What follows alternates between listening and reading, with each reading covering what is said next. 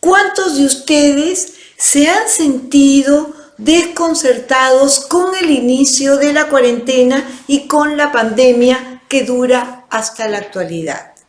La pandemia nos generó desconcierto porque teníamos temor de contraer el virus y nos impulsó a cambiar nuestro estilo de vida de la noche a la mañana. Esta situación nueva nos generó que teníamos que adaptarnos. Algunos nos adaptamos y otros no lograron adaptarse. Yo, desde la psicología y desde la terapia cognitivo-conductual, ayudo a las personas a que vivan mejor y más satisfechas. La terapia cognitivo-conductual explica el comportamiento humano con 4 componentes: el biológico, el emocional, el cognitivo y el conductual. En esta situación de riesgo de vida y de riesgo de estilo de vida, estos componentes se manifiestan de la siguiente manera. El componente biológico activa nuestro cerebro y nos dice: estás en peligro. El componente emocional expresa emociones como tensión, angustia, desconcierto, incertidumbre, desesperación, y esto va acompañado de manifestaciones fisiológicas como tensión, inquietud, temblor y hasta puede paralizarnos. El componente cognitivo no puede organizar soluciones, entonces no experimentamos emociones positivas. El componente conductual se expresa de 2 formas: o enfrentamos y organizamos nuestra vida para adaptarnos a vivir en pandemia, o huimos. Si huimos, quiere decir que no hemos aceptado la situación, que no la hemos resuelto y la ansiedad sube, hasta puede paralizarnos.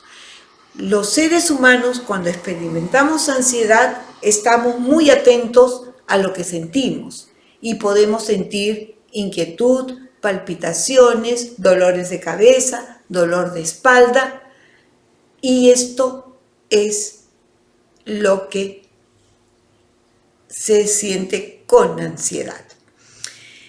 La terapia cognitivo-conductual explica los componentes de la conducta humana, pero cómo se relacionan entre sí, y ofrece ayuda, estrategias para que se sientan mejor. Así es como llega María a mi consultorio. Ella no podía organizar su vida en pandemia. A su esposo y a ella le habían reducido el sueldo a 50% y no sabía cómo organizar su presupuesto. Para ella todo esto era nuevo. Actividades nuevas de casa, ayudar a los chicos para entrar a sus clases y asistir a sus reuniones de trabajo. Ella se sentía incapaz de adaptarse a esta situación. Entonces, yo como terapeuta quería saber cómo es que ella se sentía incapaz, qué es lo que pensaba cuando se sentía incapaz y qué sentía. Y esto es lo que ella manifestó. Ella no podía dormir, sentía cosquilleos en el estómago, se sentía muy tensa, no podía pensar, su cabecita le decía algo, pero ella no sabía qué. Había temblor, inquietud, y entonces ella no podía levantarse, quería seguir durmiendo, sentía mucha dificultad para poder levantarse y organizar su día. María estaba sintiendo ansiedad. los seres humanos podemos sentir ansiedad de esa manera. Y eso hace que nosotros nos concentremos en lo que sentimos. Y eso incrementa la ansiedad y hasta podemos experimentar tristeza. María necesitaba ayuda, entonces le planteamos que podíamos ayudarla a que se sienta más tranquila y a que se adapte a la nueva situación de vida. Es así que le presentamos la técnica de la respiración diafragmática. Le enseñamos que tenía que tomar el aire desde su estómago, llenar sus pulmones de aire, detener la respiración por 10 a 15 segundos y luego botar el aire lentamente. Que esto lo hiciera 3 veces para que se pudiera sentir más tranquila, o cuando hacía las actividades de casa y ella se daba cuenta que su cuerpo estaba tenso.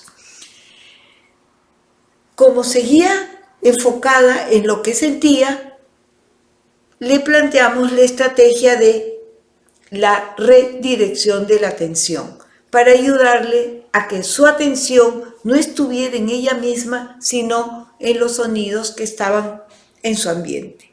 Así, le propusimos que cuando se duchara, escuchara el agua de la ducha que cae en su cuerpo, que cuando lavara la vajilla, escuchara el agua que salía del caño y cómo chocaba y hacía ruido con los platos.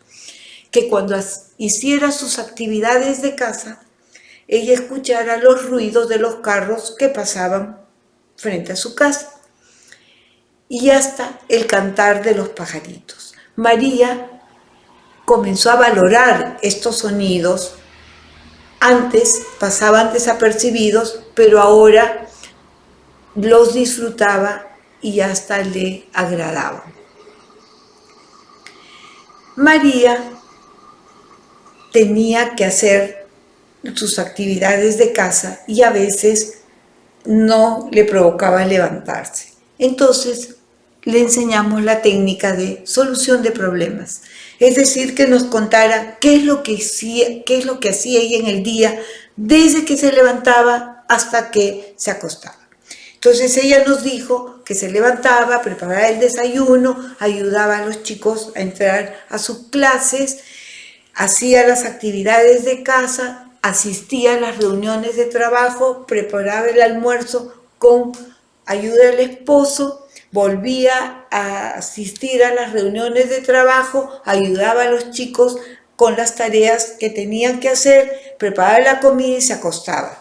A la hora que ella narra todo su día, María se da cuenta que ella era útil, eficiente y capaz, porque se estaba adaptando a este nuevo estilo de vida.